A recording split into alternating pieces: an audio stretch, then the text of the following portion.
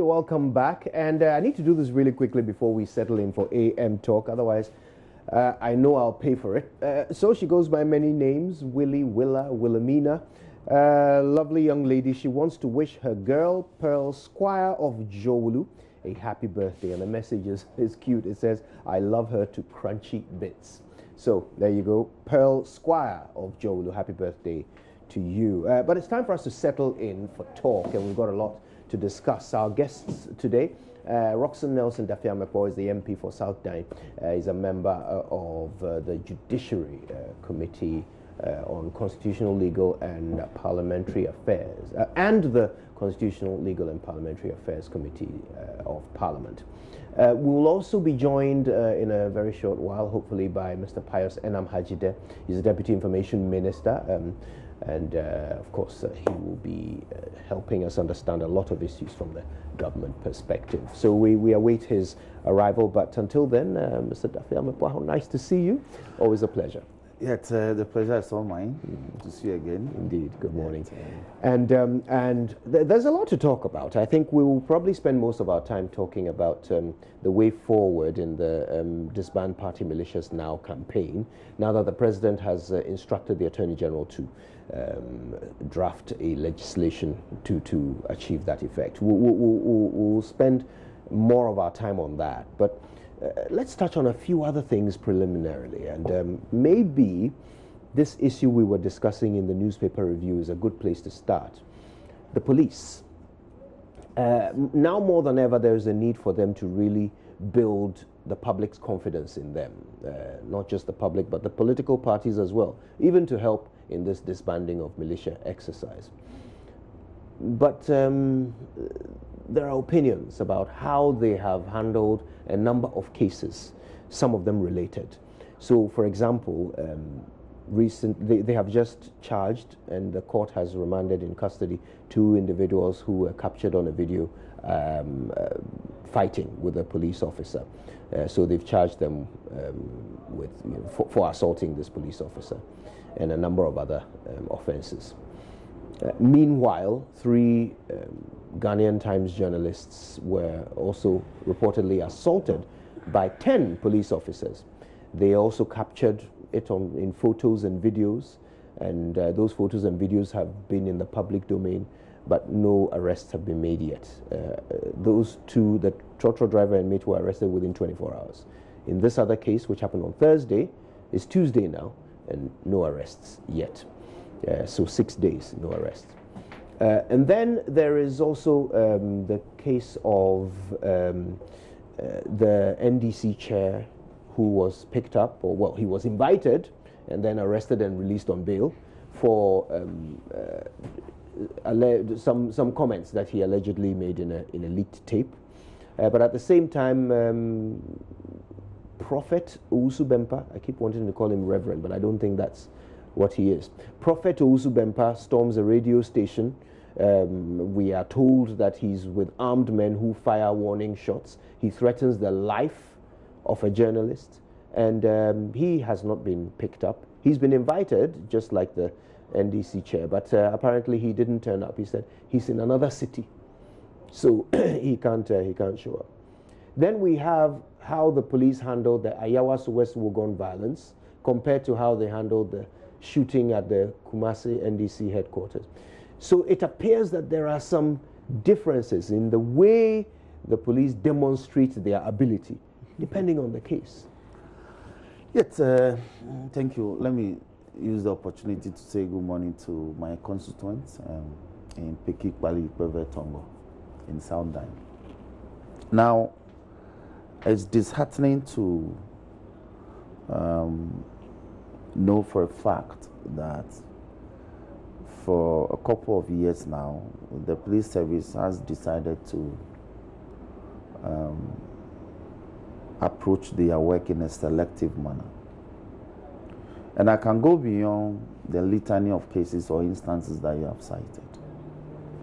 You recall the situation where some party people storm a DC's office, yes, drag her out. In fact, not one, not two DCs, several, on several different occasions, will drag them out for one reason or the other and lock up the DC's office. These persons are known, and eventually the party will step in and they will tell you the matter has been resolved.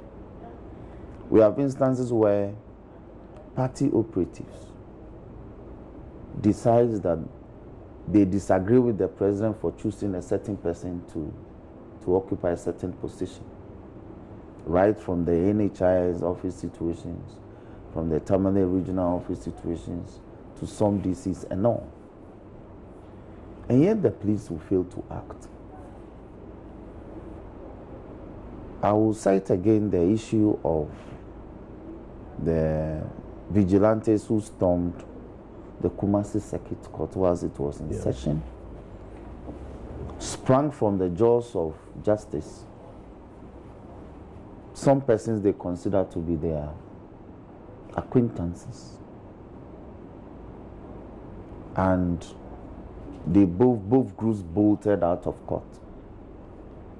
Later we were told, even though this again was also captured on video, later we were informed that those who were sprung from the jaws of justice in court had been rearranged and successfully prosecuted.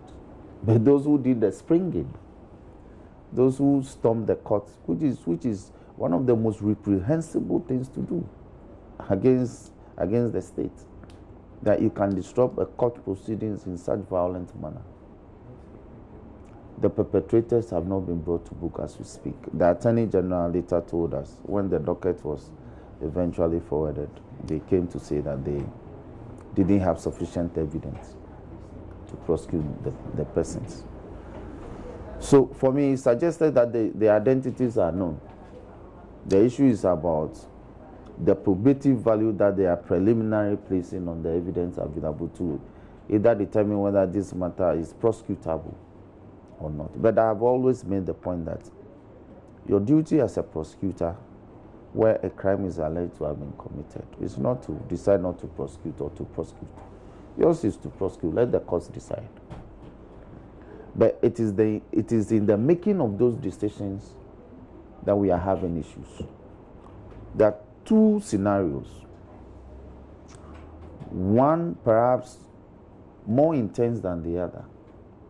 The police will decide to move and deal with one and completely gloss over the other. And this happens when there are political calculations to the matter. And that is all worrying us. You see, the NPP declared a few years ago that they had lost interest or confidence in the police service. And so brought in personnel from South Africa. I hope you recall that incident. So much so that the Republic had to step in and deport them. Are we also going to say that we have lost confidence in the police service as a party, and so we too will bring in whoever we want to bring in to handle our security matters? I don't think we have to do that. So the call must go back to the police service that the conduct of some of their officials is attracting public attention, particularly in respect of the way they do their official duties. Look, they must be fair. They must ensure that there's a level playing ground.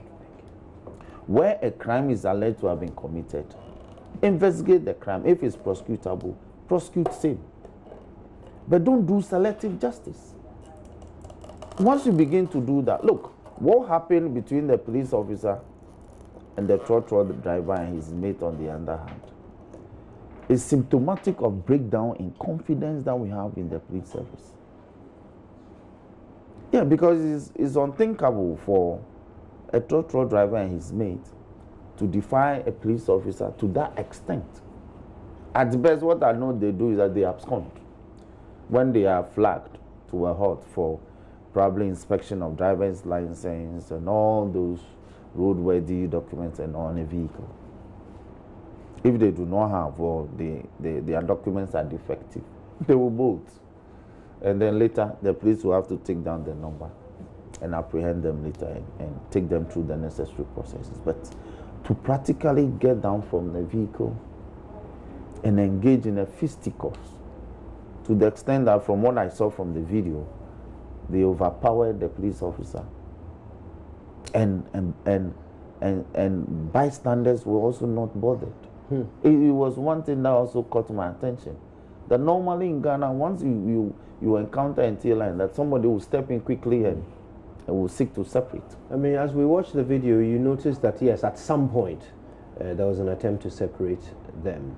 But what we don't see is what led to this. Now, of course, I don't think there's any circumstance under which it is justified for you to attack and I a want police to officer. look, but for the fact that the police officer was in helmet, he could have been quite seriously I'm injured. sure he would have been quite seriously battered.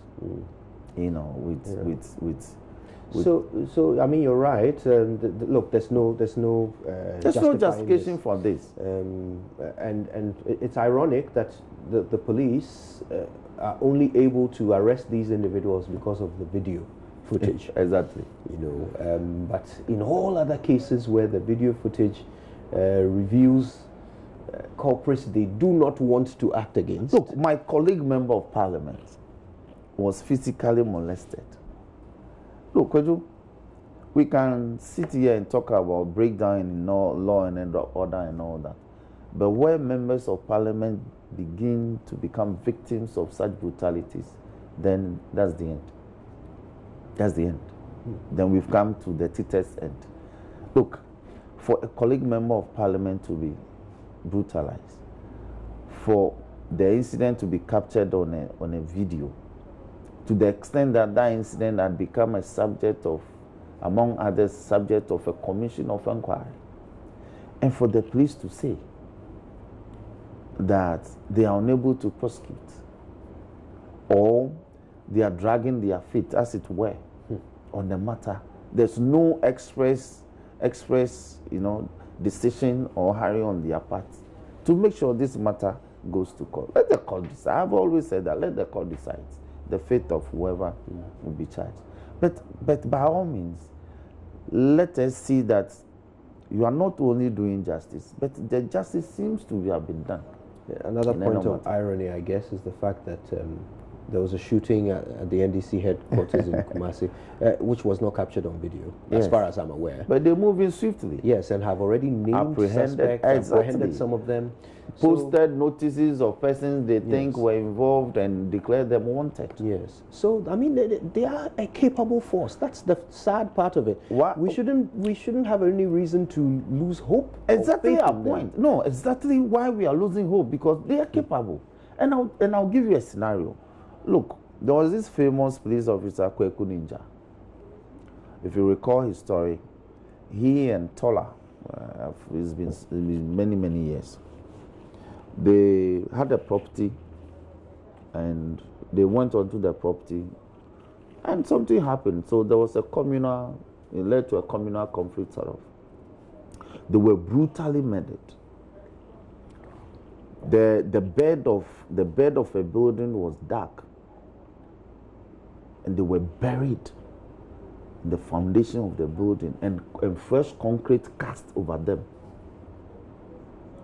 Within days, the police got the perpetrators, and a few hours after getting the perpetrators, some of the perpetrators, they began to talk. They revealed the location of where they buried them, and they were exhumed. The bodies were exhumed. However mangled they were exhumed, and the police force did the appropriate thing for them. So there's another story of a chief having been murdered in the central region. He was buried.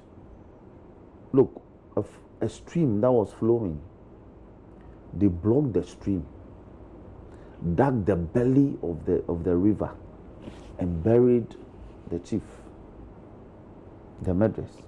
They buried him, and they covered it and opened the stream to flow. Who could tell this? The police found. But the Ghana police force conducted investigations. They allowed an investigator to go and live in the village, like a carpenter, grew beer and all. They got the stories. They traced the roots to where the people who did that committed that dastardly act. They apprehended one. He began to talk. They apprehended a few others. And they revealed the spot where they buried this person. On the belly of a river. The police went to exhume the dead body. So they are capable if they indeed will want to work. But see, the sheer politicization of it's no longer a police force, it's now a police service. The sheer politicization of the police service is what is causing some of this problem. And to clarify, there are also some of these discrepancies in performance that are related to whether or not the suspect is a police officer. So, for example, at Ayawaso West Wuogon, some of these SWAT team members are police officers. Are they? Well, this is what we're told, that some of them are police officers. But we also see same service said that they are not their members. Well, but we also see uniformed police officers in the video. But they didn't assault my brother. Which is fair. Yes. But if they were present... I think it's the national security operatives. Well, okay. Yes. But, I mean, to my mind, if there's a police officer standing there and watching a crime being committed and does not act, they should be subject to a police inquiry. Indeed, as part of our criminal and other offences act, even the ordinary citizen has the power of arrest. Indeed. And there are 4 instances when the perpetrator or the person to be arrested has committed a crime and is about to abscond, or is about to commit a crime, or is in the act of committing a crime. In such other instances, you can arrest and immediately hand him over to the nearest police officer or the nearest police station or police post. But so the power of arrest is entrusted in every citizen, including the police force, when a crime. But it's shocking that you see a police officer and is incapacitated. So for me, the thing I wanted to clarify was that there is video of these police officers present at the scene of the crime. Ayawaso.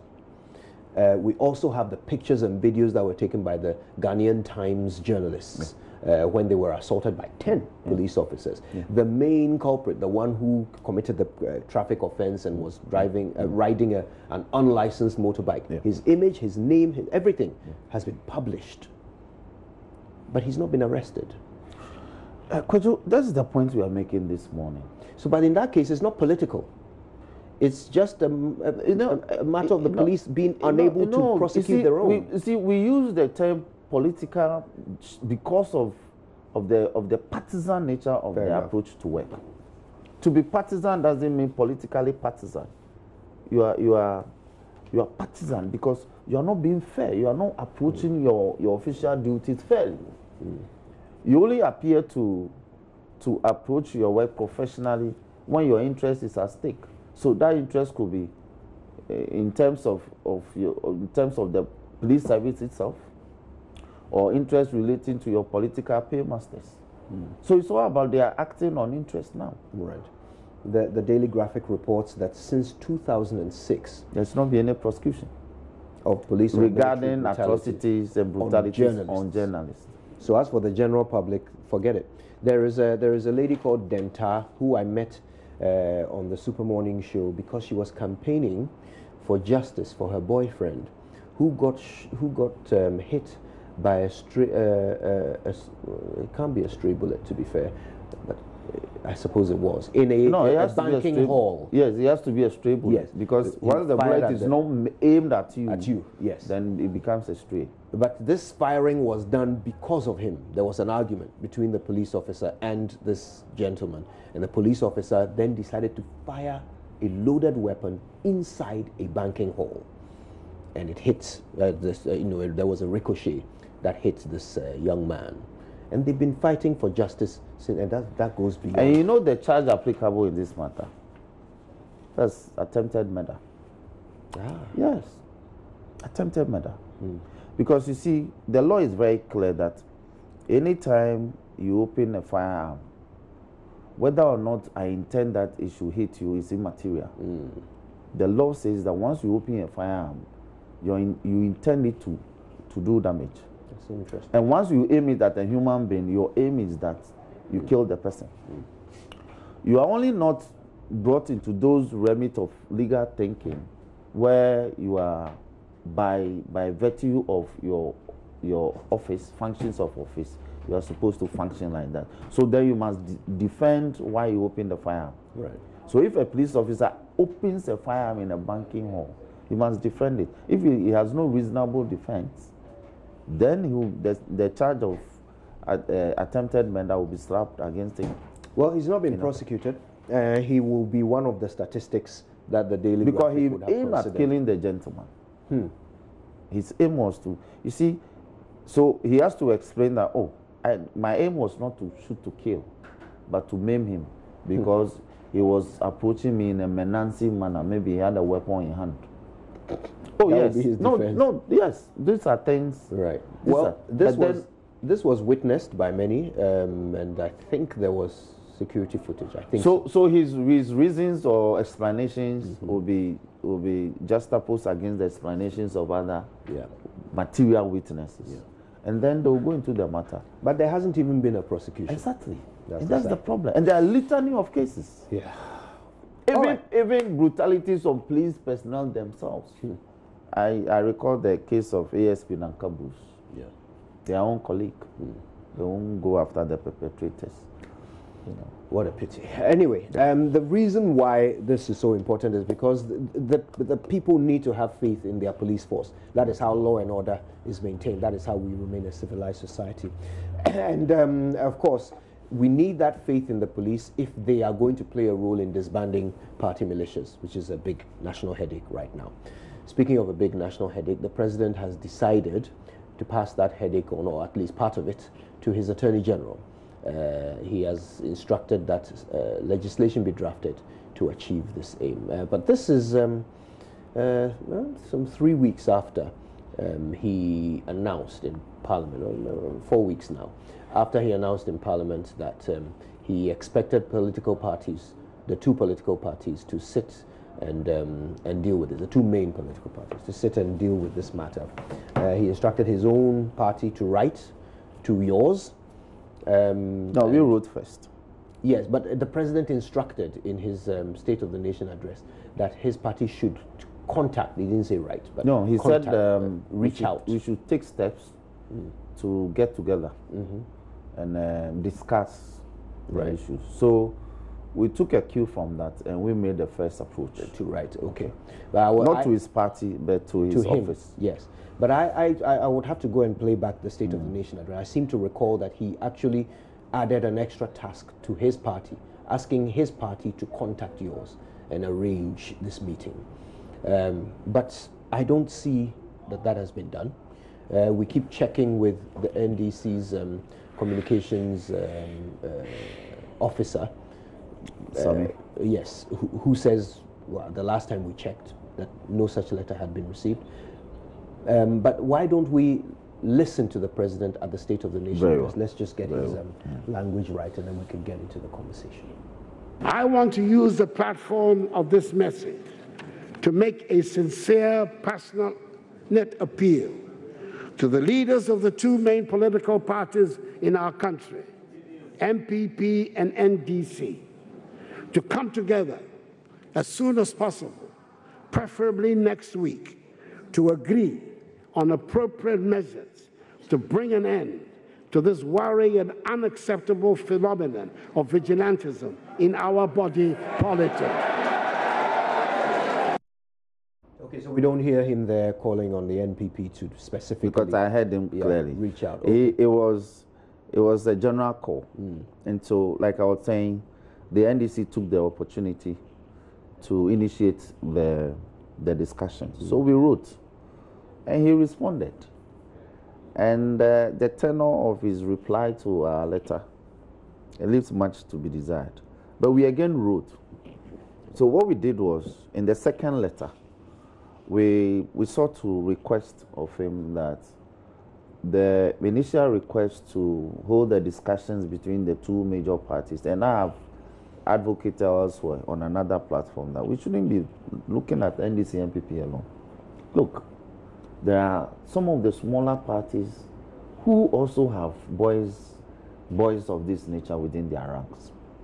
So we should involve all the political parties and other stakeholders in the related area. And NDC asked that we should include the AU, the ECOWAS, and all that, because you see, the scale at which we are looking at this matter is quite huge. It may not fall within the domain of the two political parties to be able to do this effectively. But we have since been disappointed. Why? We have since discovered by your colleagues' own work that the castle has become a home, a training ground of persons that are related to the party in government. And they are not shying away from it. They are offering all sorts of defense. All manner of reasons have been proffered why this group of young men were found at the former seat of government. You know, much as this is factual, I don't really want you to take a moral high ground here. I am not taking a moral. Just before that happened, yes, we also heard your chairman on a tape saying... We disputed the contents of the tape, haven't we? Oh, gosh. Are we still doing this? No, Kwejo, but we are placing the matters in context. Fair enough. All right? Fair enough. So, but I have made the point forcefully that we have written twice. The president has replied to one. And that's where we are. Well, he replied to both, but the second one he said he referred you to his party chairman. He replied to both letters. Very well. So that's where we are. But he says legislation now, which means it's coming to you. And I have a big worry regarding that approach. This is not a problem that legislation will solve, because there are enough legislations that could deal with this matter if the police indeed want to be seen to be doing their work. That's my position.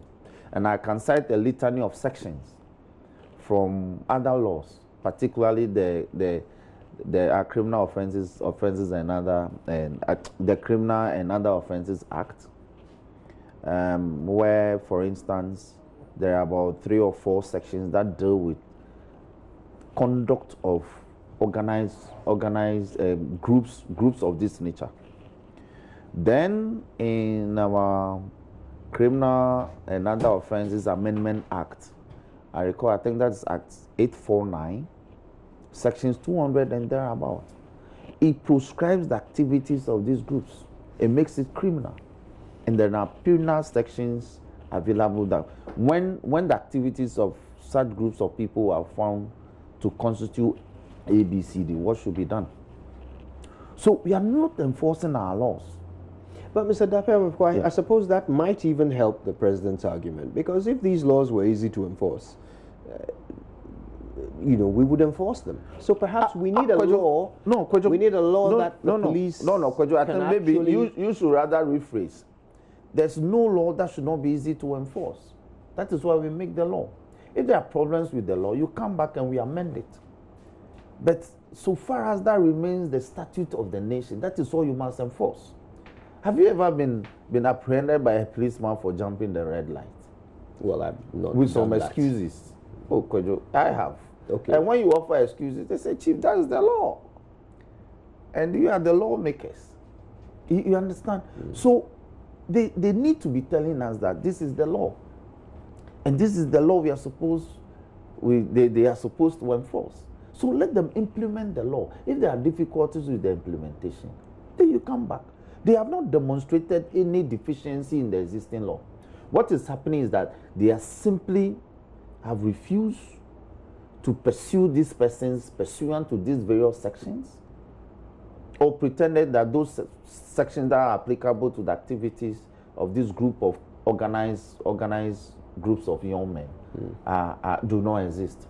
Indeed, and I don't speak of vigilante alone. I speak of activities of land guards. Kojo, the issue about land guardism is equally terrible. If you don't live in the outliers, you may not pay attention to some of these things. But land guardism, look, hundreds of young men have died as a result of that. There are rival groups as well. two rival chiefs. They each operate a landguard, or landguard as a group, and they clash often over interest in land, over property, sometimes over chieftaincy rights. Who has the right to occupy the stool or the scheme? And it's an issue. And all these are unlawfully put together groups of young men who engage themselves in acts that can fall squarely under Section 200 A and B and all that under 849. That would definitely be militias and warlordism by definition. Would exactly. They not? As we are trying to find new cliches to describe them. But that is what they are, in fact. So, I mean, the president is a lawyer.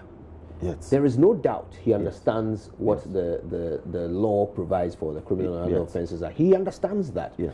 So help me then to appreciate what is his motivation, what could be his motivation for not seeking to enforce existing laws, but requiring a new one. What is he seeking I think he's to disappointed. achieve? I think he's disappointed.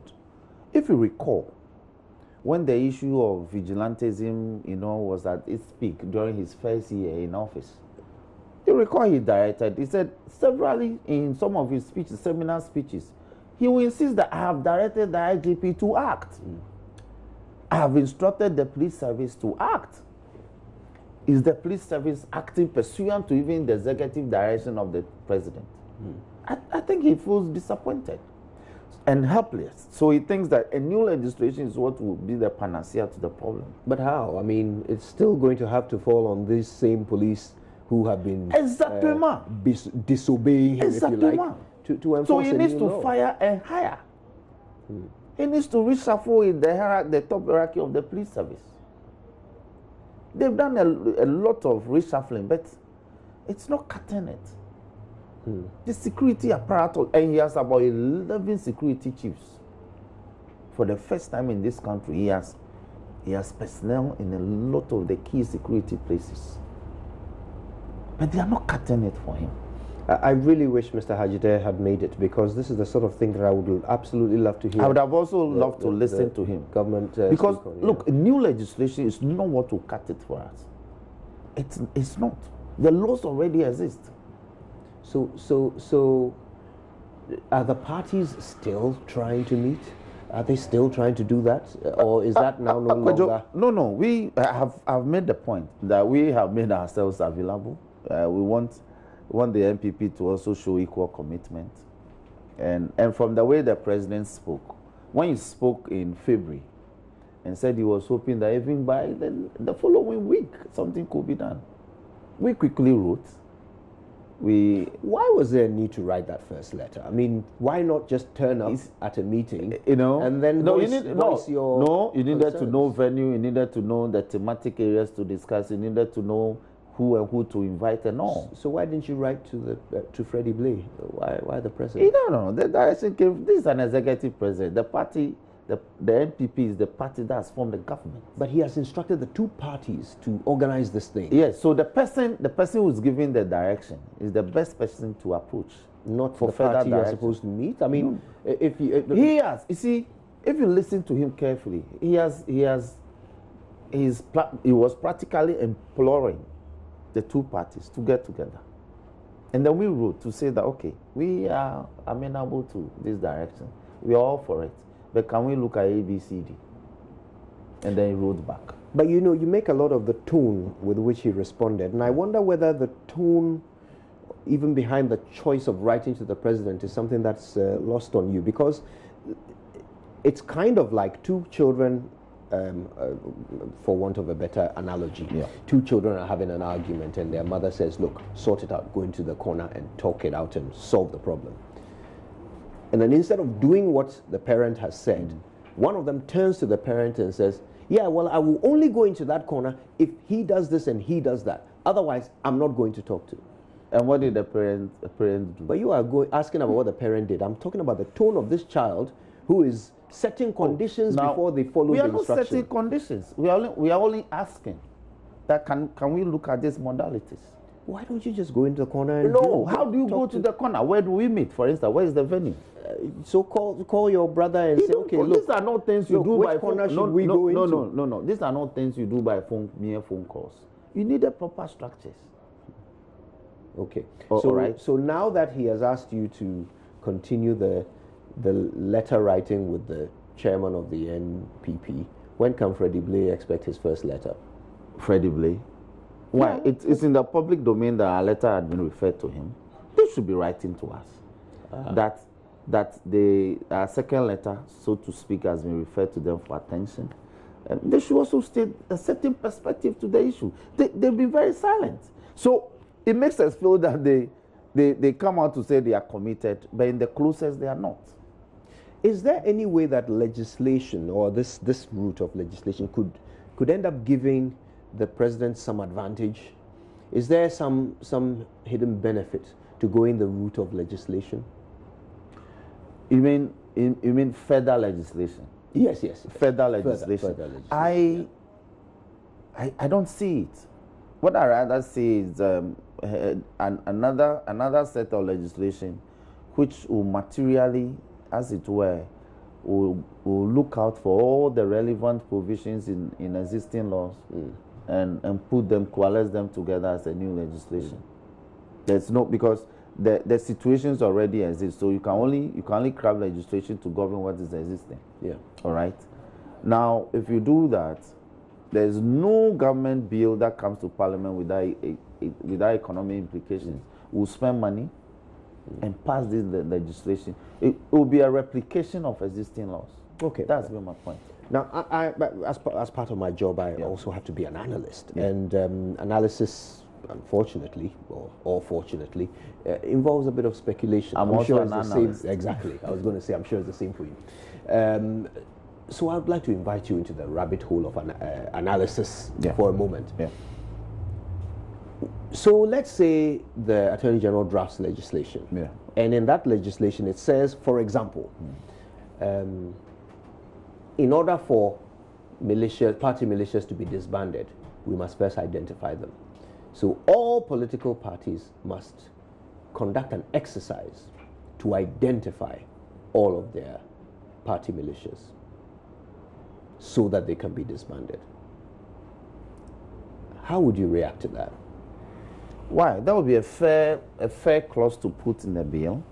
Then you need to know if there are any groups at all in the parties, who, or what are these groups and what do they do for you? But you see, the lead to something about the clearer thing is that by the Political Parties Act, political parties are not supposed to operate militant groups within their ranks. Right. That's the first point of call. So if there's any political party that is operating a militant group, it's unlawful. So what if this law then says political parties will be permitted to have perhaps a security committee, as long as as long as it has this number of persons, as long as that number of persons are registered and identified members of the party, and as long as they abide by law A, B, and C. A security committee is different from militant groups.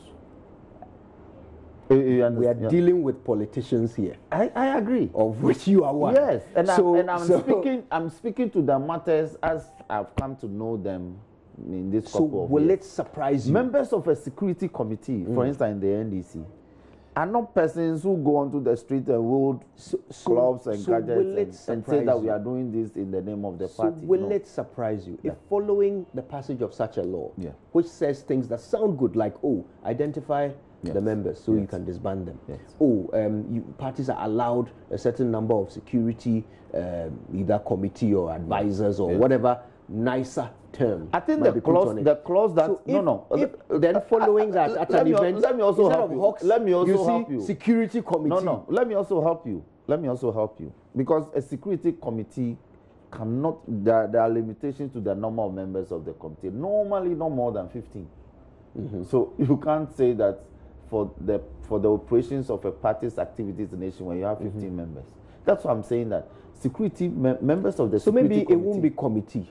Okay. Maybe it will be advisors or some other, civilized term. No. It doesn't serve so the if purpose. they then, However palliative you want to put the description, it doesn't solve the problem. The reason why I'm going down this rabbit hole is because, and I'll meet you there. But let me make this point. I think the clause that you should be looking at is that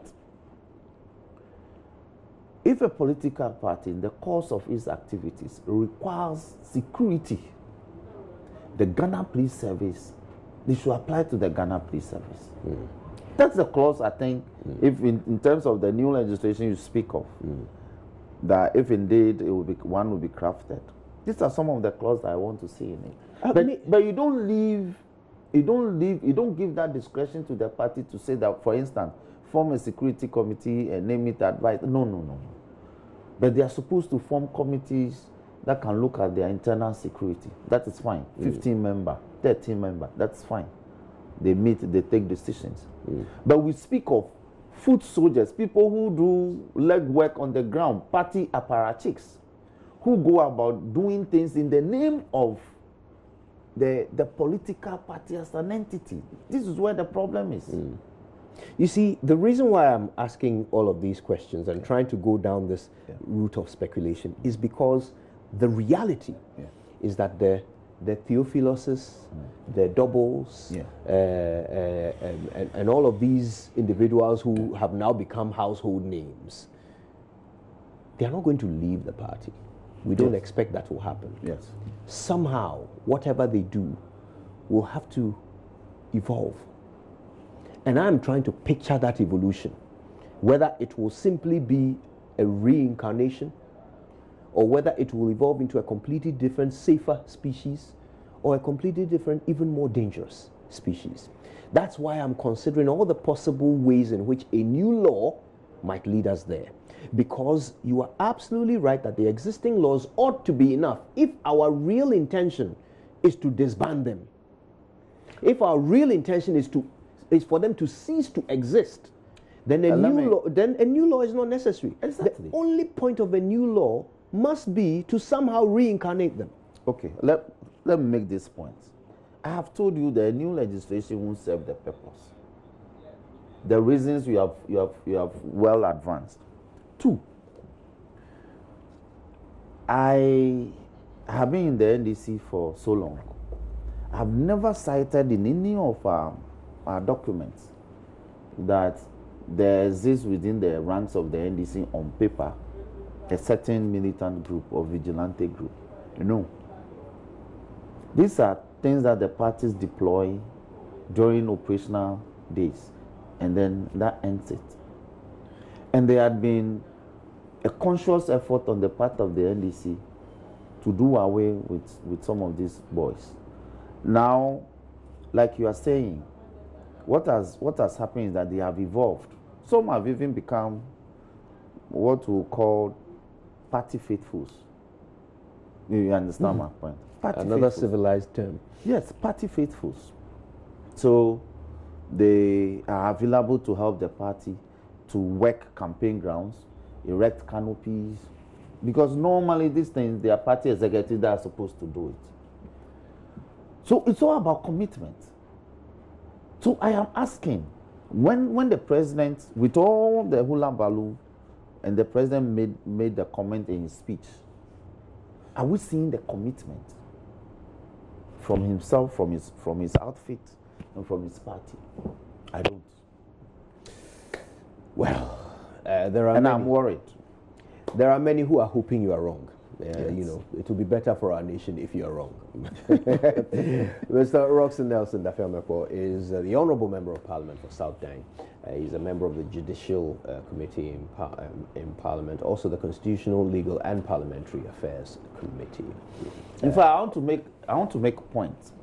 And I'm going to suggest on Friday, our committee, I think, should be renamed, because constitutional matters are legal matters. Yes. So it should just be legal and parliamentary affairs, not constitutional legal. It's so convoluted. I suppose so. Unless, of course, they want to distinguish between legal matters, as in, what No, you would do in constitutional court, matters are legal matters. That They is can't be any other thing. It can't be any other thing. That is fair. Well, we'll see how that suggestion, that proposal goes. Keep us updated on that. Thank you so much, Mr. Dafeamekpor. It's my pleasure, my brother.